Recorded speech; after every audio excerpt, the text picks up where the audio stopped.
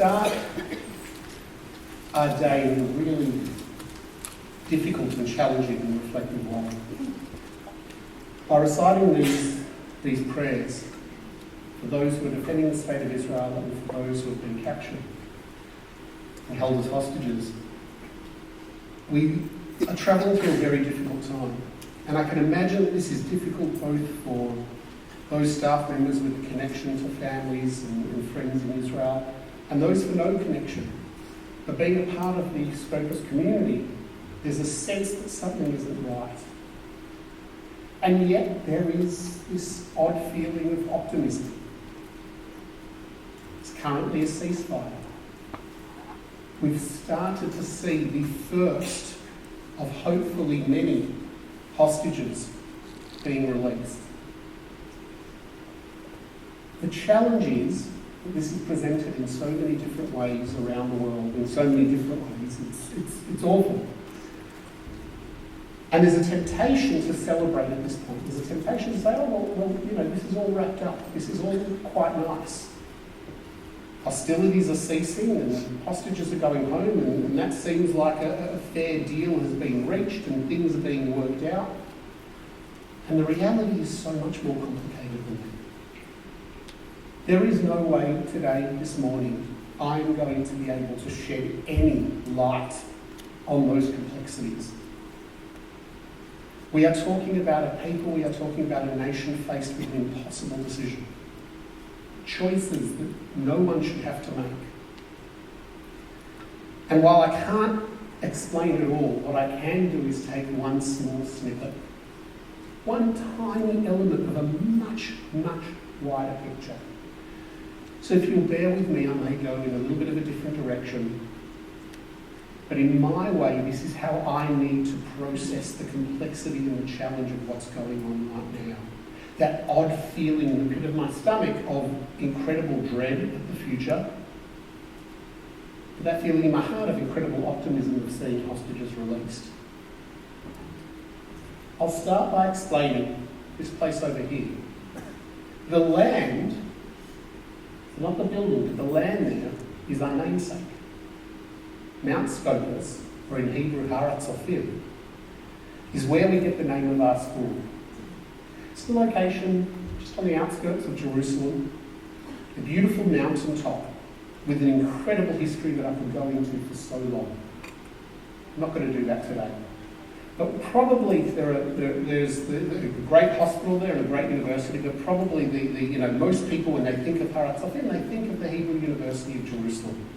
This is the pinnacle of education in the land of Israel. This is a site that people think of when they think of people who've dedicated their lives to education and to learning. It always has been in the state of Israel, that centre. And it's not surprising that when a name was needed for our school here, that they would choose Har HaTzofim, Mount Scopus, to link us in a way to this incredible location in Israel.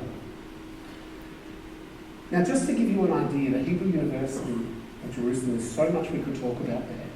But just to put this in perspective for a moment, one measure, the Nobel laureates who have graduated and worked through Hebrew University, the total number of Nobel graduates happens by chance to be exactly equal to the total number of Nobel Prize recipients in all of Australia from this one institution, this one location. It is a centre of absolute excellence. And I'm incredibly proud when I think of Scopus, when we think we're a centre of academic excellence, that we take our namesake from this incredible space. There is another thing that this university is known for. One of the incredible things about this university is, given its location, given its mission, given what it does, Hebrew University in Jerusalem has become known as a place where everyone can come and learn. And where the idea of learning from others, learning from those with different opinions to yours, learning from those who have come from different backgrounds is totally and absolutely a normal part of what they do. Here, Christians, Muslims, Jews, all learn together. Arabs and Israelis learn together. People from around the world come and learn at this institution. And there is a mutual respect. It's built into the very fabric of what's done at the university. It's something that if you go onto their website, they're incredibly proud of. It's something they trumpet. They talk about the idea of learning from one another, of really being a melting pot of ideas. And that it's that breeds incredible success. But it was also that on the 31st of July 2002, the organisation of Hamas looked at this integration, looked at this sharing, looked at this mutual respect that Israelis and Arabs, Palestinians would have together, and said, we cannot abide, we can't allow this to continue. And so, a group of masterminds got together, designed an explosive belt, put it together, put it onto some poor Palestinian kid who was brainwashed to go and do this terrible work, explained exactly where to stand to inflict the maximum amount of pain and suffering and casualties as possible. To go into the quad, just like we have a quad here in our secondary school. There is a quad at Hebrew University. There's actually a cafe, the Frank Sinatra Cafe, which is right on that quad, and many people here would have eaten in that cafe and know it well.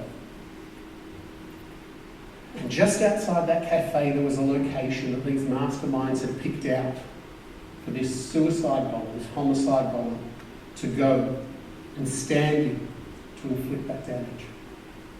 And so it was that 9 people were murdered that day and over 100 people injured. And it's easy to say when we talk about over 100 people injured, we're not talking about cuts and bruises. We're talking about loss of limb. We're talking about impairments that stay with people for years, and those are only the physical ones.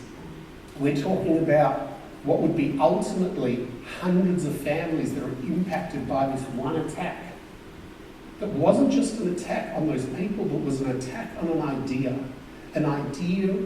that you can collaborate with someone that's different to you, that someone else with different ideas to you should be respected and should be listened to. That very idea was attacked. So while we've dealt with so much pain and tragedy over the last many months, would I bring up something that happened so long ago? Well, the reason why this is all of a sudden relevant is those 2 masterminds who put together the explosive belt and decided on the location that this suicide bomber should act on were released as part of this deal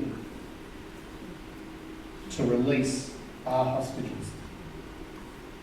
These 2 people who were serving consecutive life sentences were released in order to be able to get these hostages back. There's something wrong here.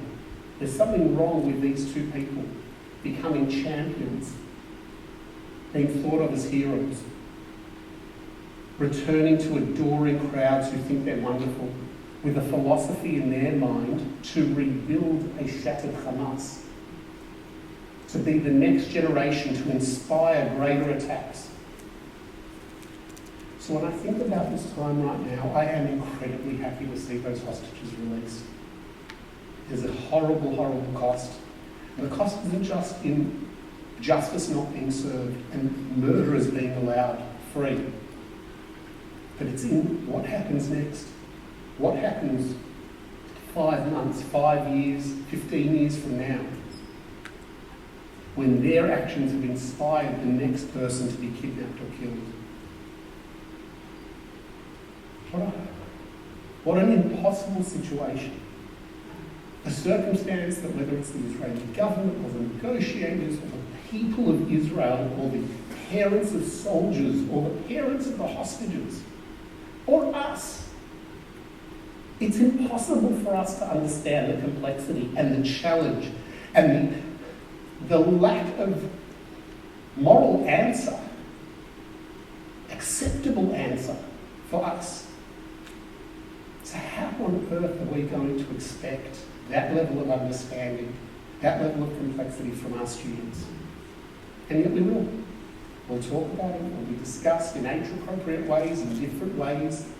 I have no doubt that these are topics that are coming up not only in our VCE classes, but will be coming up in our kinder rooms, when children come in and have overheard conversations and have some understanding and are asking questions, and it's going to be up to us to create some kind of understanding around something that is impossible for even us to understand. It's a terrible burden that we're going into this year with. I was very much in two minds about how to start today. Today should be a day of celebration and excitement and returning to school.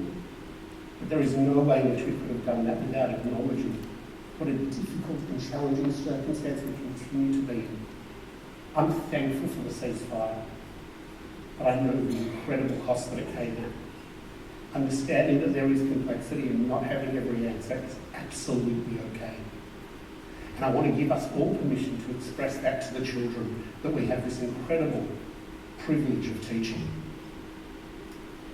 Now, I think it was actually Maddie last year who said the line, and I'm going to butcher it and borrow it, but I will say that it's certainly not business as usual, but we must get on with our business.